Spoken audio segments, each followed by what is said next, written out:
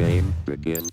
3 minutes and 40 seconds, 1.5 million pixels, and a rectangle of space. That's what I've got to try and get across a really important idea. You've probably already seen like 50 videos today, and they all have this in common. They're a flat image on a screen. The things you see in those videos, you can't touch. They're either not real or they're too far away. They're stuck in that rectangle of pixels. So is everything else in this video.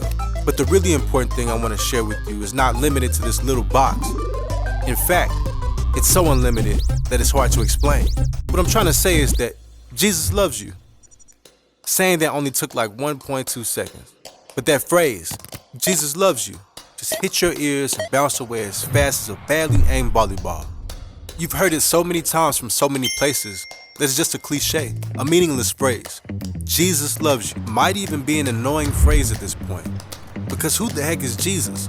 I mean, there are hundreds of other religions and thousands other deities to choose from. But there's even the option for no religion at all. So why, out of all the different spiritual beliefs floating around, would I choose to be a Christian? What makes Jesus so special? Christianity is the only religion in which God becomes a man. Not that he just made himself look like a man, or that there's a half a man, half God creature walking around. No, he literally became a man. And he didn't come looking like a king. He came as a humble carpenter. And then he went out for 3 years, calling disciples to follow him, speaking and healing people, and doing a lot of walking. Seriously, when Jesus walks 500 miles, he's probably gonna walk 500 more. His supernatural powers weren't used to shoot bolts of lightning out of his fingers or lift mountains off their foundations. Instead, his touch meant healing of the body and spirit.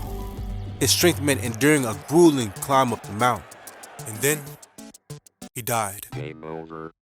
His story doesn't say he went down nobly in a battle or fought in any epic wars. Instead, he died a brutal death on a cross, a shameful death. By human standards, that should have been the last of him. Jesus Christ died. People mourned him and forgot him. The end. But for the last 2,000 years, there have continued to be die-hard Christ fans.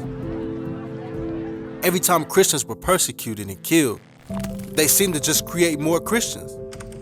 People who believed in him were murdered for believing in him. And the people who witnessed those deaths, or even committed them, often became Christians themselves. How insane is that? Why would you become a Christian if you knew it would probably get you killed? What could possibly be worth that? It can only be God. Only an infinitely powerful God could live even after being killed. A God who used that power to humble himself and become one with his own creation, to enter into your brokenness, to speak to you, to heal you. God, whose love cannot be contained by this flat little rectangle, who reaches out to you and is truly present, always close to you. So with 2.4 seconds remaining, Jesus loves. System shut down. Okay, I'm using 8 extra seconds because you need to know. Jesus loves you, right now and forever.